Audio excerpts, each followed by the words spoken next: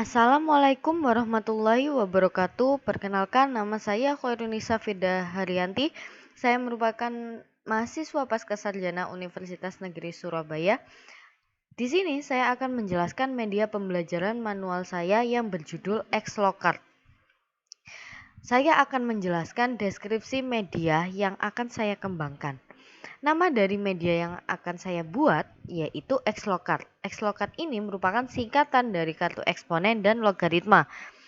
Materi media ini tentunya eksponen dan logaritma, sehingga sasaran media ini yaitu siswa SMA kelas 10. Kemudian, kompetensi dasar yang akan dicapai jika menggunakan media ini yaitu mendeskripsikan dan menentukan penyelesaian fungsi eksponensial dan fungsi logaritma menggunakan masalah kontekstual serta keberkaitannya. Kemudian indikator yang akan dicapai dengan menggunakan media ini terdapat 3. Yang pertama yaitu menentukan penyelesaian suatu fungsi eksponen, yang kedua menentukan penyelesaian suatu fungsi logaritma, dan yang terakhir yaitu menentukan penyelesaian dari operasi fungsi eksponen dan fungsi logaritma. Kemudian saya akan menjelaskan tujuan dan manfaat media ini. Tujuan dari media ini yaitu saya ingin siswa dapat menentukan penyelesaian fungsi eksponen dengan tepat. Kemudian saya juga ingin siswa dapat menentukan penyelesaian fungsi logaritma dengan tepat. Dan yang terakhir, saya ingin siswa dapat menentukan penyelesaian dari operasi fungsi eksponen dan fungsi logaritma dengan tepat. Kemudian manfaat dari media ini yaitu melatih siswa dalam menyelesaikan operasi fungsi eksponen dan fungsi logaritma. Dalam menyelesaikan operasi tersebut, siswa dapat menerapkan sifat-sifat dari eksponen dan logaritma. Jika ingin membuat media pembelajaran ini, alat dan bahan yang dibutuhkan adalah sebagai berikut. Untuk alat yang dibutuhkan yaitu laptop. Laptop di sini digunakan dalam mendesain kartu yang akan dibuat. Kemudian alat pencetak ini digunakan untuk mencetak kartu yang telah kita desain sebelumnya. Kemudian gunting untuk menggunting hasil cetak tadi dan penggaris.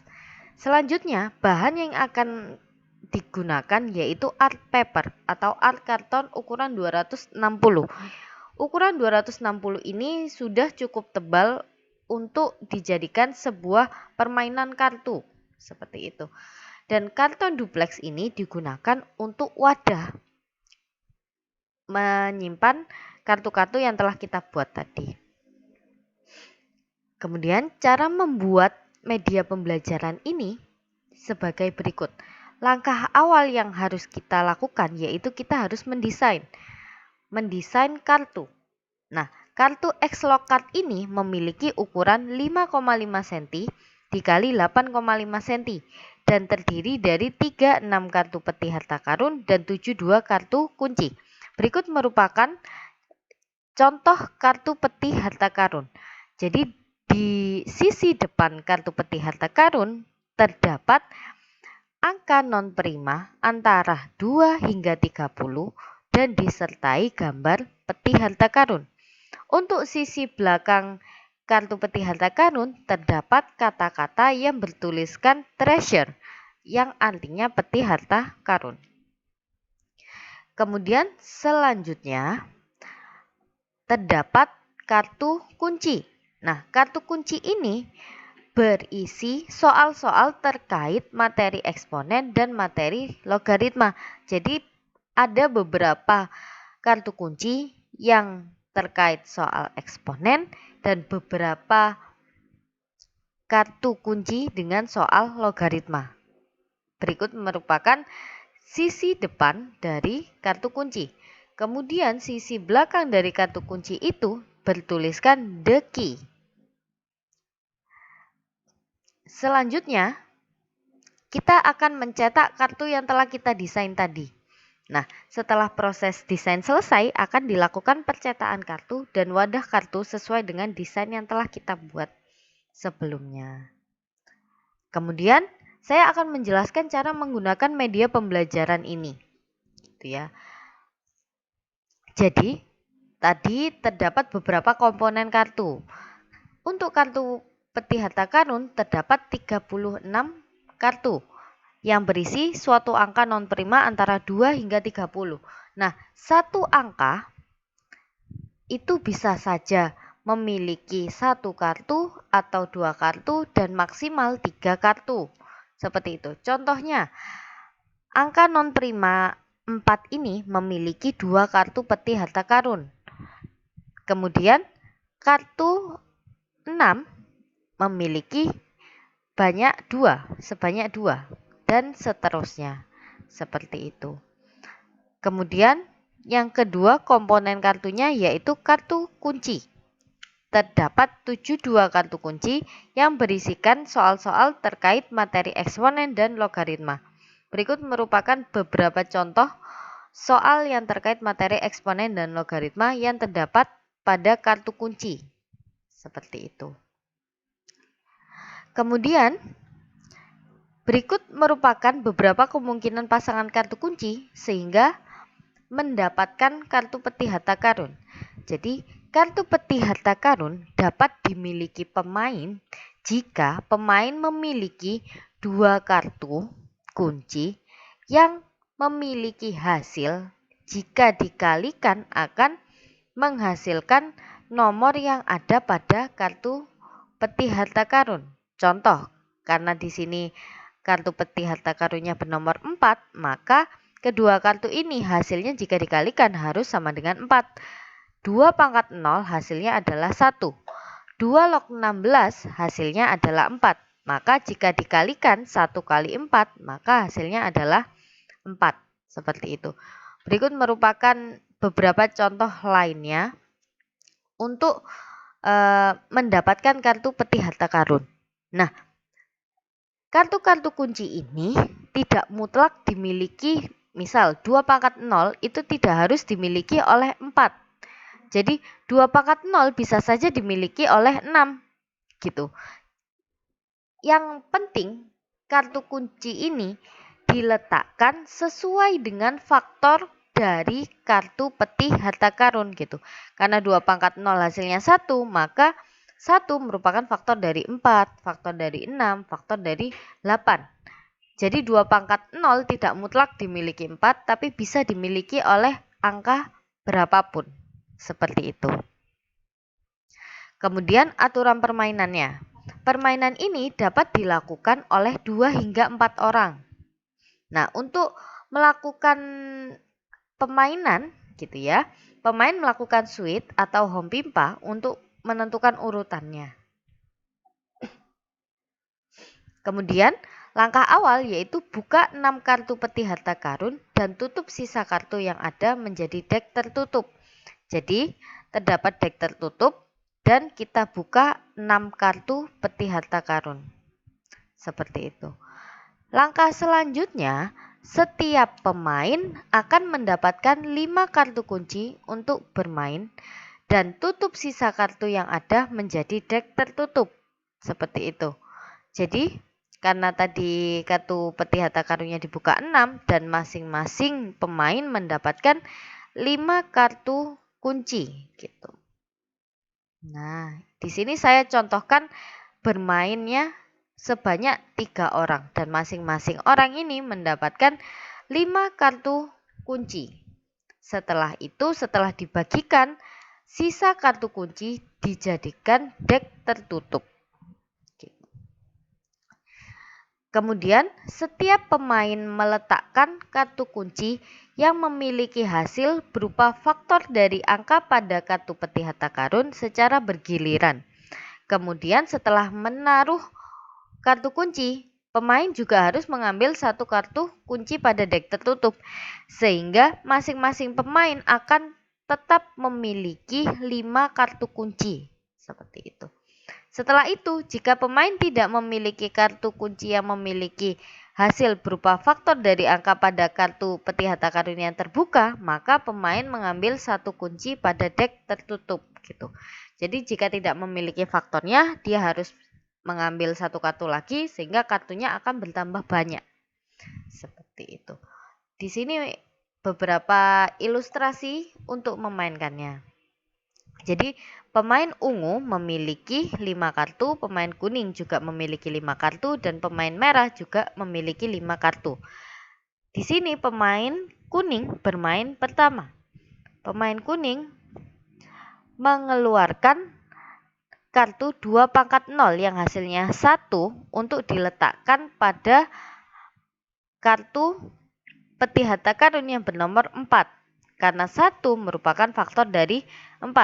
Setelah menaruh kartu kunci, pemain kuning mengambil kartu kunci pada dek tertutup. Nah, sehingga total kartu yang dimiliki tetap sebanyak 5. Kemudian pemain selanjutnya merah. Merah mengeluarkan kartu 27 pangkat sepertiga yang hasilnya adalah 3. Dan 3 merupakan faktor dari 9. Gitu. Jadi pemain merah boleh meletakkan kartu ini di 9 atau di 15 atau di 18 atau di 30 juga bisa. Jadi terserah pemain itu meletakkan di mana. Gitu.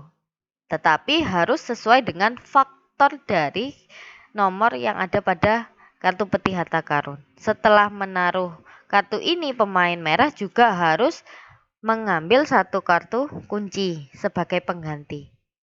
Selanjutnya, pemain ungu, karena pemain terakhir, dia harus memiliki strategi agar memiliki kartu peti harta karun. Nah, di sini pemain ungu bisa meletakkan akar pangkat 3 dari 64, itu kan hasilnya 4.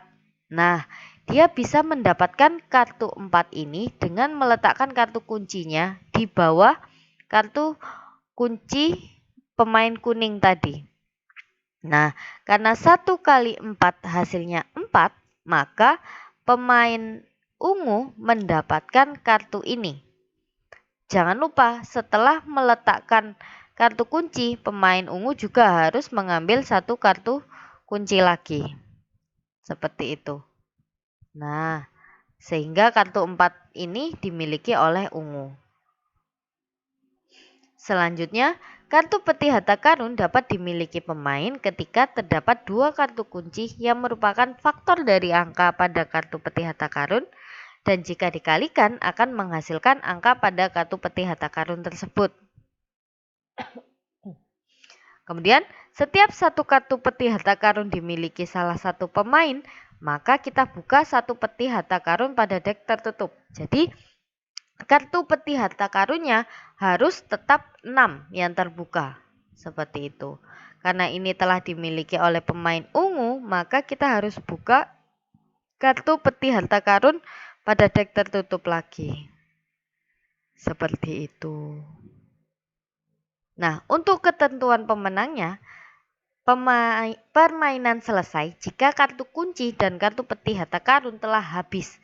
Dan pemain dikatakan menang jika salah satu pemain memiliki kartu peti harta karun terbanyak.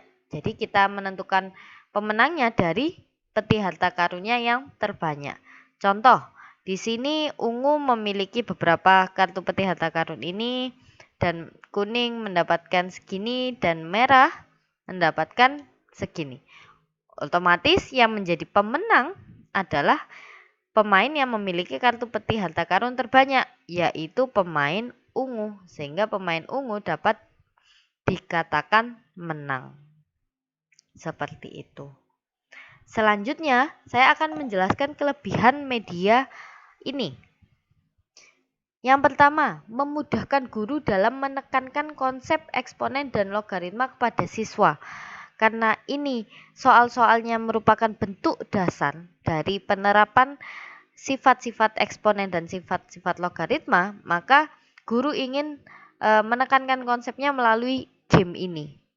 Kemudian memudahkan siswa untuk memahami konsep eksponen dan logaritma, karena penjelasan atau pemantapan materinya menggunakan games.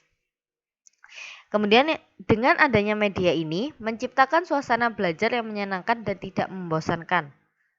Selanjutnya, dengan adanya media ini, siswa dapat bermain dan dapat mengasah pengetahuan mereka dengan teman lawan mengenai materi eksponen dan logaritma.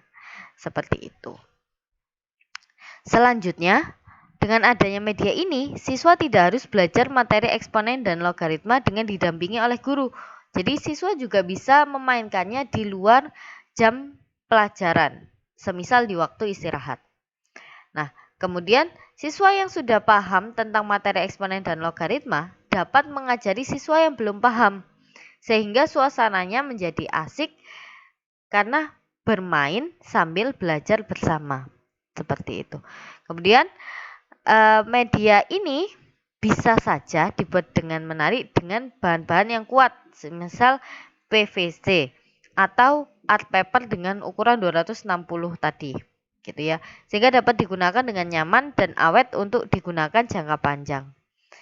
Yang terakhir yaitu media ini dilengkapi dengan kertas panduan yang lengkap sehingga mudah dipahami cara bermainannya. Jadi tanpa guru, siswa dapat membaca cara bermainnya sehingga di luar jam pelajaran pun bisa menggunakan media ini. Nah, untuk kekurangan media ini yaitu jika siswa yang kurang memahami materi eksponen dan logaritma akan membutuhkan waktu yang sedikit lama untuk memainkan media pembelajaran ini. Karena siswa membutuhkan waktu untuk berpikir hasil dari soal-soal eksponen dan logaritma yang ada pada kartu kunci tadi. Sekian penjelasan media yang akan saya buat. Kurang lebihnya saya mohon maaf. Wassalamualaikum warahmatullahi wabarakatuh.